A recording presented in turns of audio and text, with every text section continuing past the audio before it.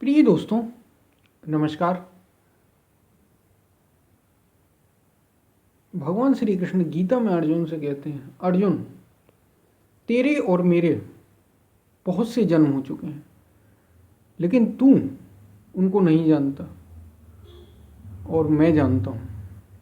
भगवान श्री कृष्ण की इस कथन से ये स्पष्ट होता है कि पुनर्जन्म होता है और कई जन्म होते हैं।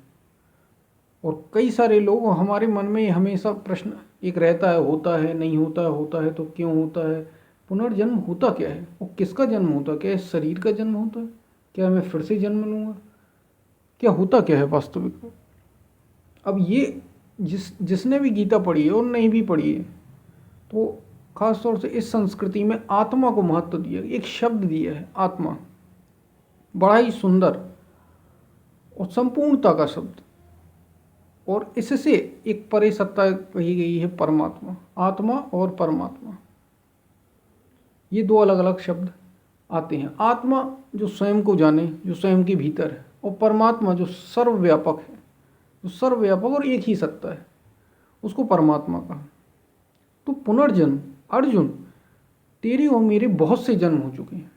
महात्मा बुद्ध भी यही कहते हैं कि मैं पिछले 500 अपने, जो महात्मा बुद्ध का, अगर आप बौद्ध चरित्र, महात्मा बुद्ध का जो उनके अनुयायियों ने त्रिपिटक जो लिखे गए हैं, उसमें आता है, महात्मा बुद्ध बताते हैं कि उनके किस किस रूप में, कभी घोड़े का जन्म, कई सारे जन्म हुए, लगभग 500 जन्मों का जिक्र, 500 जन्मों का वर्णन महात्मा बुद्ध करते हैं। इसका मतलब पुनर्जन्म होता है, यानी आप भी कुछ और इससे पहले थे। तो जन्म होता किसका है? सबसे महत्वपूर्ण बात यह है, शरीर का जन्म होता है फिर से। जैसे मैं अभी एक शरीर हूँ, आप जो सुन रहे हैं निश्चित रूप से वो कभी ना कभी अभी या तो स्त्री होंगे या पुरुष होंगे या कोई भी बच्चा होंगे, वृद्ध होंगे, किसी न किसी एज के होंगे। तो सभी लोग जो अभी हैं, तो हम अचानक से तो अभी यहाँ आए नहीं हैं। निश्चित रूप से कहीं ना कहीं से तो शुरुआत हुई है ना इसकी, तभी तो हम यहाँ पे हैं। और हम स्त्री ही क्यों हैं, हम पुरुष ही क्यों हैं, इसके भी पीछे कोई सिद्धांत है। बिना किसी कारण के कोई कार्य होता नहीं, सभी लोग जानते हैं। थोड़ी सी अगर वैज्ञानिक बात करें, हम पूरा वैज्ञानिक है, इसमें कुछ अपने मन से जोड़ा, ये योगियों ने, महापुरुषों ने कहा है। और आपको ये बात स्पष्ट हो जाएगी कि किसका पुनर्जन्म होता है। प्रिय दोस्तों, आप जानते हैं मन में कई सारी वृत्तियाँ उठती रहती हैं। अभी वृत्ति शब्द पतंजलि, महर्षि पतंजलि ने योग दर्शन में कहा है, योगस चित्त वृत्ति निरोधा। योग क्या है? योग है क्या? ज्ञान है क्या? आत्मज्ञान क्या है? एनलाइटमेंट क्या है? योगस चित्त वृत्ति निरोधा। चित्त की वृत्तियों का निरोध ही योग है। वृत्ति का मतलब क्या? वृत्ति का मतलब जैसे एक समुद्र में कई सारी तरंगें, लहरें उठती रहती हैं, एक तरंग दूसरी तरंग, कई सारी तरंगें। तो वृत्ति को आप तरंग के रूप में लें, तरंग ही वृत्ति है।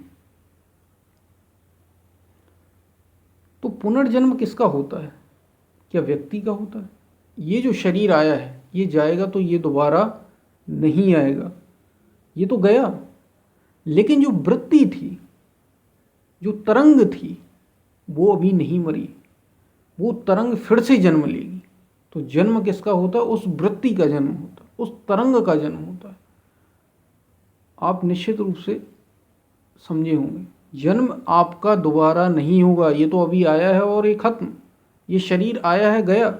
लेकिन जिस वृत्ति, जो वृत्ति आप, क्योंकि आप वास्तविक क्या है? क्या है? आप ये शरीर हैं। यही तो आपको बताया है गीता में, यही वेदों ने बताया, यही उपनिषदों ने बताया कि तुम शरीर नहीं हो, तुम ये मन भी नहीं हो, तुम ये बुद्धि भी नहीं हो, तुम ये इंद्रियां नहीं हो, तुम शुद्ध आत्मस्वरूप हो। तो जब तक ये जो वृत्ति है, ये जो तरंग है, वो उस अपने स्वरूप में नहीं लौट जाती, तदा दृष्टा स्वरूपे अवस्थान योगस चित्त वृत्ति निरोधा तदा दृष्टा, तब दृष्टा अपने स्वरूप में स्थित हो जाता है। जब चित्त की वृत्तियों का निरोध होता है, मतलब सारी तरंगें जब सिमट जाती हैं, पुनः लौट जाती हैं, रुक जाती हैं, तो फिर आप दृष्टा अपने स्वरूप में स्थित हो जाता है, आपको आत्मज्ञान हो जाता है। दूसरे शब्दों में मन मरा माया मरी, यानी ये जो मन में विचार, एक के बाद एक विचार, कई सारे विचार, कई सारी स्मृतियाँ, और ये इतने सारे विचार आते कहाँ से? जन्मों जन्मों की स्मृतियाँ।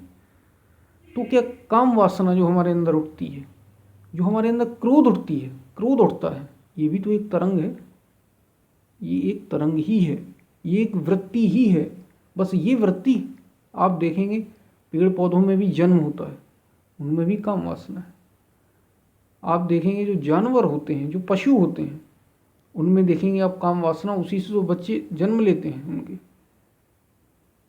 उनमें क्रोध होता है, वे आपस में लड़ते हैं, क्रोध की वृत्ति। इसलिए हमारे अंदर ये, चूंकि ये वृत्तियां, आहार, निद्रा, मैथुन, ये जो वृत्तियां हैं, ये मूल वृत्तियां हैं। मूल मतलब ये रूट है, जड़ है। इस वजह से ये गहरी है, ये तरंगें गहरी हैं, इसलिए ये उठती हैं। तो क्या ये तरंगें? बिल्कुल, ये भी एक तरंग है। अगर इन सारी काम, क्रोध, लोभ, मूलतः 3 तरंगें, मूलतः 3 वृत्तियां, मोह, बहुत गहरी वृत्तियां हैं, बहुत गहरी तरंगें, ये हमेशा उठती रही हैं, इसलिए इनकी हमें आदत पड़ चुकी। इसी को आदत भी कहा जाता है दूसरे शब्दों में।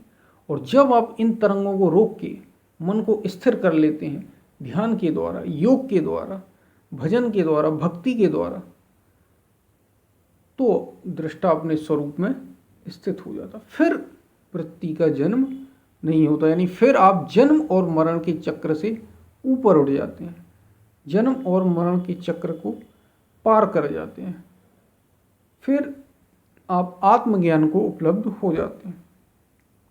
तदा दृष्टा स्वरूपे अवस्थान, तब दृष्टा अपने स्वरूप में लौट जाता है, अपने स्वरूप में स्थित हो जाता है। और हम सभी को, और हम उसी को खोज रहे हैं, बस खोज वही जारी है, खोज वही जारी है। एक पेड़ की भी, एक पशु की भी, सभी उसी को खोज रहे हैं, अपने मूल को, अपने मूल को, जहाँ से हु एम आई, जिसको स्वामी विवेकानंद कहते हैं, मैं कौन हूँ, मैं कौन हूँ, रमण महर्षि कहते हैं। इस प्रश्न को खोजो तो आपको इसका उत्तर मिल जाता है। इसलिए ध्यान किया जाता है, चित्त को स्थिर किया जाता है, मन को स्थिर किया जाता है, कि आप अपने तक पहुंच सकें, स्थिर होकर आप अपने स्वरूप को। जैसे अगर आप पानी को देखें, तो पानी अगर बहुत ज़्यादा हिल रहा है, हिल डुल रहा है, हिल डुल रहा है, बहुत ज़्यादा हवा चल रही है, और पानी में लहरें उठ रही हैं, अगर कई सारी तरंगें उठ रही हैं, तो आपको नीचे बर्तन में ही अगर ले लें, एक गिलास में, एक कप में, कटोरे में, किसी भी चीज़ में पानी भरा हुआ है, और अगर वो हिल रहा है, उसको आप हिलाते हैं, तो आपको नीचे जो उसका तली भाग है, जो उसका मूल भाग है, वो आपको दिखाई नहीं देता। या उसमें गंदगी आ जाए तो आपको दिखाई नहीं। और जब वो स्थिर हो जाता है, शांत हो जाता है, तो आप नीचे जो सब कुछ देख सकते हैं साफ साफ, क्या है क्या नहीं। तो ये आत्मज्ञान है। तो पुनर्जन्म होता है या नहीं? निश्चित रूप से होता है। और अर्जुन से भगवान श्री कृष्ण यही कह रहे हैं, तू इनको नहीं जानता लेकिन मैं जानता हूँ। क्यों? क्योंकि अर्जुन अभी आत्मज्ञानी नहीं है।